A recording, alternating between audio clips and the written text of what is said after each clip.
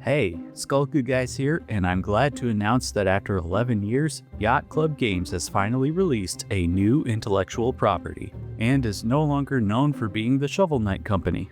Sure, they worked on the game Cyber Shadow, which is a game similar to the classic Ninja Gaiden games, but let's be real here, Mina the Hollower is the newest big IP for the studio.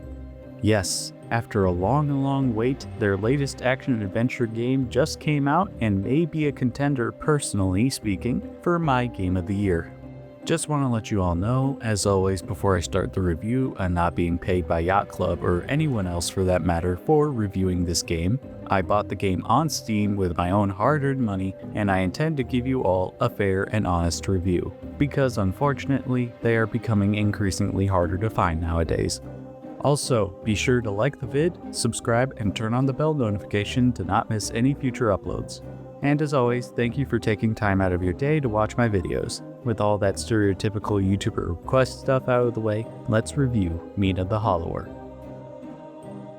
Mina the Hollower is an action-adventure game where you take control of the adorable genius mouse lady, Mina, who is both a hollower and an exceptional inventor, whose spark technology brought power to the Isle and improved the lives of many. However, these spark generators have been put out of commission due to foul play, so it's up to Mina to find the culprit and save the citizens whom she helped live prosperous lives from her inventions. She can whip, slash, and smash her foes, gear up with a plethora of trinkets and sidearms, and what is most unique to this game, burrow beneath monsters and other hazards that come her way. The game is what I would like to describe as a fusion of the Gameboy Legend of Zelda games, classic pre-Metroidvania Castlevania, Shovel Knight, and Dark Souls, because literally every game ever since 2011 has to have to take influence from the original Dark Souls. I mean, nowadays it's like an unwritten rule, so right now you can get the game on Steam, Humble Bundle, GOG, Switch 1 and 2, Xbox Series, and PS5. And this game is surprisingly long too. I know I'm only a few hours in, but I can easily see myself spending up to 20 hours alone on an initial playthrough, as well as alternate runs with the different weapons you can choose from. So kudos to Yacht Club for still providing gamers with a great value in these trying times. At the start of the game, you can select one of 3 weapons for your playthrough. A whip called the Night Star, which behaves similarly to the Belmont whip from the classic Castlevania games, dual daggers aka the Whisper and the Vesper, allowing you to quickly hack and slash your way through the game, and a giant hammer called the Blast Strike Maul, allowing her to attack in 4 directions at the same time. I originally chose for my first playthrough to have the whip because I felt like that suits Mina the best. Also on the box art it shows her with the whip in particular, so I figure I'd be lore accurate. Though the big elephant in the room, or should I say the big cat in the room since we're dealing with mice after all, is that the game's difficulty is a point of contention for many people for some reason. I mean, I get it, not everyone wants to have a ludicrously difficult gaming experience, especially after a troubling day when everybody has been just knocking you down a peg or two. But the thing is, Yacht Club offers you a whole bunch of modifiers for the game, so you can make it as easy or as hard as you want. Though personally for me, as someone who has had over 20 plus years of gaming experience, I feel that the base game is, for the most part, fair and balanced. I say for the most part because there are some respawning enemies that are a real pain to deal with, just like the classic Castlevania games of old. So be sure to keep that in mind before you get into the game. Although the game can be as challenging or as easy as you want it to be, the controls are rather simple.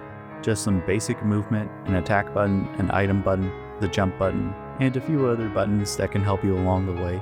Just a standard single-player experience. So if you're getting this game for a child or someone who for the most part is not the most experienced with games, I feel that Mina the Hollower can still accommodate them for the most part, as long as you turn on the right settings beforehand.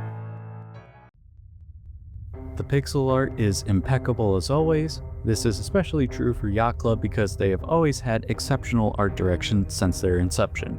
The gameplay is tight and responsive. Every element of this game is readable and easy to learn, yet hard to master, which is a feat that not a lot of modern games can get right nowadays. And unlike Mixtape, this game was made with love and care and has actually earned all its praise, because we all know that game journalists are the most trustworthy individuals who aren't all bought out by these multi-billion-dollar media companies and being paid to say nice things about games that aren't all that good. Anyway, my favorite part of this game personally is the music, because it's exceptional and all the tracks are absolute bangers, being made by the legendary Jake Kaufman, who composed the soundtracks for Yacht Club's other games, as well as the Shantae series and many other beloved games. The dungeons and levels are all unprecedented in their design, showing that level designers took the time needed to make the best game imaginable and not shove out some grotesque AI slop that is all too prevalent nowadays. The story, although simple enough, is still engaging and makes Mina a fleshed out character, one that people of any age or background can sympathize with. So if you want a game with good female representation, Mina's got you covered. I'm going to admit, the enemy AI can be rather cheap at times, not so much the big foes and bosses, but rather the little flying enemies. Sure, you can level up and get stronger attacks to deal with them faster, but they do like to respond almost instantaneously, which can get infuriating, especially when you're on your way to try to fight that boss you just found for the 20th time. Although this is more of a nitpick on my end, or it could just be me getting old, but I wish that the game gave you an option in the settings to have a non-pixel font for the game's dialogue. I can read it and all that, though it's not the most legible at times when surrounded by the rest of the game's pixel art, so the option for a basic sans serif would have been greatly appreciated. Who knows, maybe Yacht Club will include one. Don't let the naysayers who ignorantly call this game soul slop discourage you from trying this game, because it is worth every penny.